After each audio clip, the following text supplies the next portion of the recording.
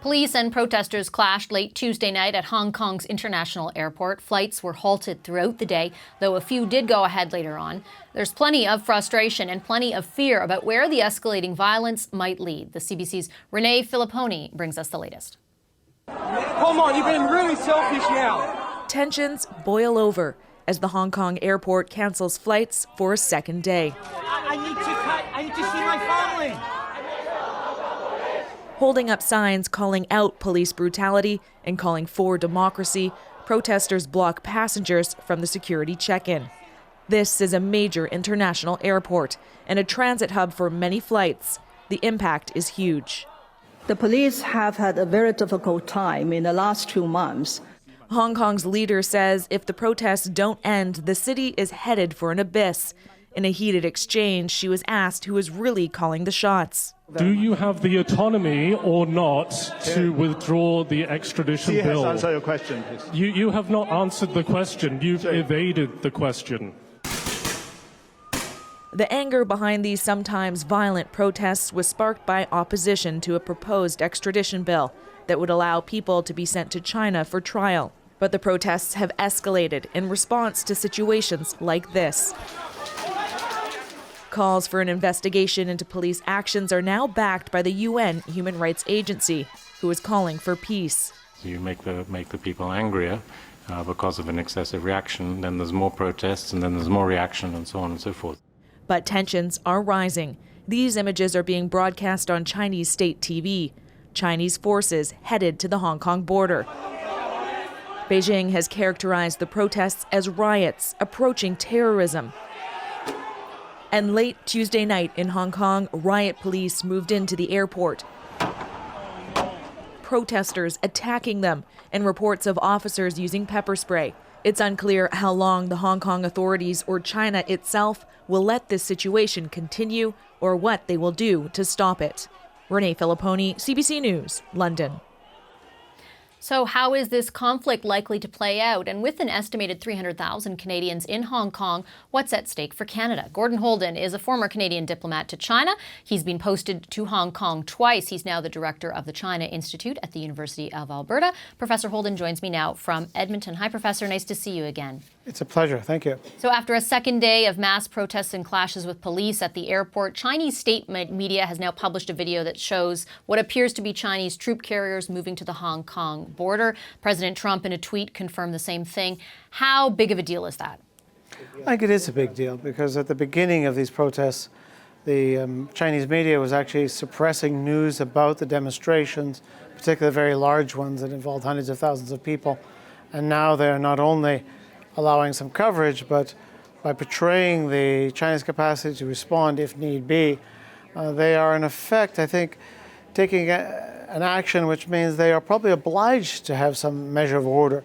If the Hong Kong government can't do so, then they, I take it, stand ready, and that's what they're indicated to do it themselves. And what do you think the likelihood of that, given what we've seen with these protests, is? Very hard to read the future, I find, but my guess is that the Chinese government has not yet made a decision.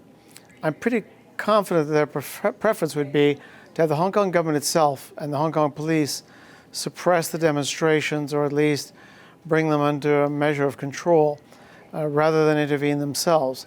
I think that they know that direct intervention by the PLA or the People's Armed Police, either one, would be a black eye internationally for China, but it would also be very damaging economically. And damaging Hong Kong economically damages China economically, because the two are actually quite closely woven together. Yeah, I wanted to build on that and just ask sort of what the calculation might be for China as it weighs whether or not to more directly intervene. Is it primarily economic, do you think, or is that fear of international backlash even present, as we've seen it sort of ignored in other instances? I think politics is number one, both China's international reputation and also their concerns domestically. If you have Chinese viewers watching what was being portrayed as chaos in Hong Kong and China does nothing about it, that may send the wrong signal to the Chinese people in the view of the authorities. But the economic concern is real as well. The economy is slowing. They have big issues with the U.S.-China trade war. and they need to keep their people employed, and they really need to keep the economy generating jobs. So I think those are twin pressures on them. Politics is in the driver's seat, though, I think, ultimately. On politics, I wanted to get your read on some of the international reaction. For example, Prime Minister Justin Trudeau did weigh in on the situation yesterday. He said that Canada is, quote, extremely worried and called on China to be, quote, very careful and very respectful in how it deals with the protesters. What's your interpretation of those remarks? Well, I think it's appropriate to say that, and we should be indeed worried. We have more exposure in Hong Kong than any country except for China itself. 350,000 citizens there, strong family ties to perhaps 1 million Canadians who have Hong Kong connections. A lot of business flows through Hong Kong. We've got historical connections. We're more exposed than anyone. So it's appropriate for us to worry. Problem comes in, and what can we actually do about it? And that's a much shorter list, unfortunately. What is that list? Well, I think decrying what they're about, particularly if they do actually intervene, warning them not to, and reacting negatively if they do, would certainly be in order. But the days are long past of gunboat diplomacy. No one's going to be sailing boats up the Pearl River or near Hong Kong Island to deal with this. China's a powerful country, and it has the means and the will, perhaps, to intervene if it so chooses. It would be a black eye for China. You could even imagine some sanctions, but it's hard to imagine anything that would, in and of itself, either deter China effectively or cause them to undo what they might do. Are there added considerations for the federal government in this country in deciding how to respond to this, given the sort of escalating diplomatic dispute we have ourselves with China? And I'm talking for our viewers, of course, about the detention of Michael Kovrig and Michael Spavor following the arrest of the CFO of Huawei back in December, and a whole host of other things trade-wise that have happened since. That's quite right. I mean, there are big restraints on the government. They have to consider the detainees, Michael Kovrig and Stavros. We also have a litany of trade woes and other security issues. Broadly, there is hardly a bit. You'd have to think back at least until 1989 to find a time when there's as many problems in the relationship as there are now. So that, no doubt, is a restraint. The government will have to think, if we do X, what about Y? That Y might be the detainees, it may be the trade situation, or a combination thereof. So there are limits to what Canada can do without making other situations worse. Is there any path to de-escalation that you can see right now? I would like to think so. I personally, this is not likely necessarily, but there's been an escalation of demands on the demonstrators' part. They started off with the extradition treaty, then it morphed into not enough direct democracy, I don't disagree, and then independence for some, independence for Hong Kong, which is a complete non-starter.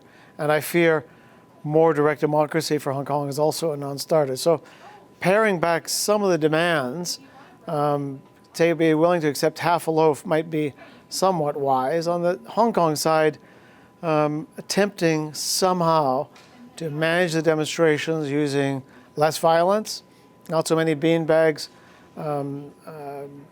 water cannon or rubber bullets. Those are things which, I mean, if we're not careful, that we could have deaths here on one side or the other, resulting from the violence of the demonstration. So I think it unfortunately takes both sides to climb down to some extent, but I think it's important they do so. What do you think of the way that the leadership in Hong Kong has dealt with this so far? Well, it's hard to give the chief executive full marks, because she dug in her heels on the extradition treaty, then was forced off that. That never looks good. Chinese are very, including Hong Kongers, very concerned with losing face. She lost face when she was demonstrated to not be able to hold that line. She has talked tough about managing the demonstrations, appealed to the demonstrators. None of that seems to be working, and I'm